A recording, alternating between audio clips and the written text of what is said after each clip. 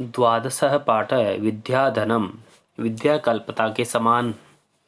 तो प्रिय विद्यार्थियों, आज हम पढ़ते हैं इन श्लोकों के अनुवाद। तो ध्यान से सुनिए।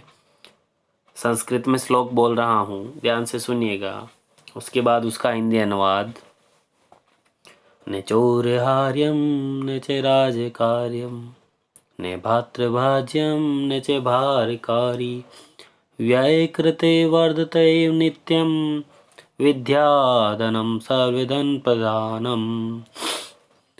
तो प्रिय विद्यार्थियों, विद्या के बारे में ये बताया गया है कि विद्या न तो चोरों के द्वारा चुराई गई है और न ही राजा के द्वारा हरण की गई है और न ही भाइयों में बांटने योग्य है और न ही यह भारी है, यानी भारी। खर्च करने पर विद्या बढ़ती है हमेशा। विद्या धन सभी धनों में प्रधान धन है। एक बार वापस सुनिए। विद्या रूपी धन न तो चोरों के द्वारा चुराने योग्य है और न राजा के द्वारा छीनने योग्य है, न भाइयों के द्वारा बांटने योग्य है, न ही भारी है या भार को बढ़ाने वाला है। वह तो खर्च करने पर हमेशा बढ़ता ही है।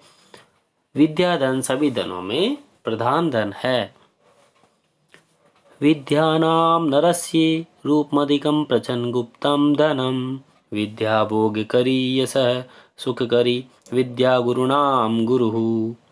विद्या बंधुजनो विदेश गमने विद्या परा देवता विद्या राजसु पूज्यते न हि धनम विद्या विहीन पशु।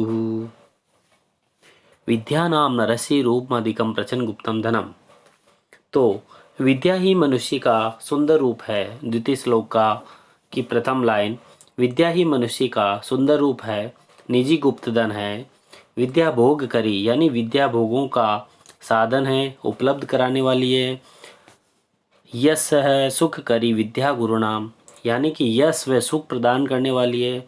विद्या गुरु नाम गुरु, विद्या गुरुओं की भी गुरु है। विदेश गमने विद्या परा देवता, यानी विदेश जाने पर विद्या ही बंधुजन है। विद्या राजसु पूजित नाही धनम, राजाओं में विद्या ही पूजी जाती है, धन नहीं। तो विद्या से रहित विद्या विहीन पशु, विद्या से रहित मनुष्य पशु के समान होता है। तो प्रिय विद्यार्थियों, ध्यान से देखिए, सुनिएगा कि विद्या ही मनुष्य का सुंदर रूप है, निजी गुप्त धन है, विद्या भोगों का साधन उपलब्ध कराने वाली है, यश व सुख प्रदान करने वाली है तथा विद्या गुरुओं की भी गुरु है। विदेश जाने पर विद्या ही बंधुजन है और विद्या परम देवता है। राजाओं में विद्या ही पूजी जाती है, धन नहीं। विद्या से रहित मनुष्य पशु के समान होता है। केयुरहा न विभूषयन्ति पुरुषं हारा न चंद्रोज्ज्वला न स्नानं न विलेपनं न कुसुमं न अलंकृता मूर्धजा वाण्येका समलंकरोति पुरुषं या संस्कृता धार्यत स्यन्ते अखिलभूषणानि सततं वाग्भूषणं भूषणम्। तो देखिए छात्रों, बाजूबंद मनुष्य को सुशोभित नहीं करते हैं।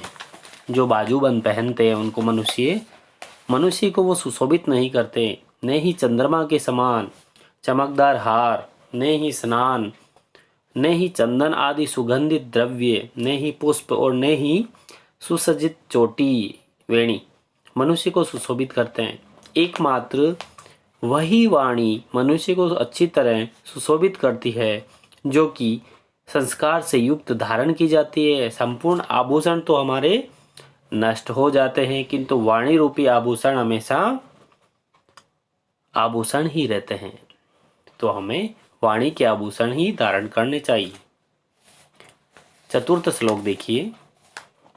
विद्यानां नरस्य कीर्तिर्तुला भाग्यसये चाश्रय धेनुः कामदुधाम रतिश्च विरह नेत्रं तृतीयं च सा सत्कारायतनं कुलस्य महिमा रत्नैर्विनाभूषणं तस्मादन्मुपैक्ष्यं सर्वविषयं सविद्याधिकारं कुरु। तो देखिए, विद्या मनुष्य की अतुलनीय कीर्ति है, कीर्ति तुला यानी कीर्ति है, यस। और वह अच्छे दिन बीत जाने पर सहारा भी है,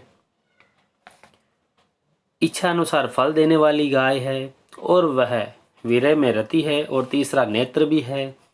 वह सम्मान का समूह है, विद्या अगर हमारे पास है तो हमें सम्मान मिलेगा, और कुल की महिमा है, रत्नों के बिना भी ये आभूषण है। इसलिए अन्य सभी विषयों को छोड़कर विद्या पर अधिकार हमें करना चाहिए।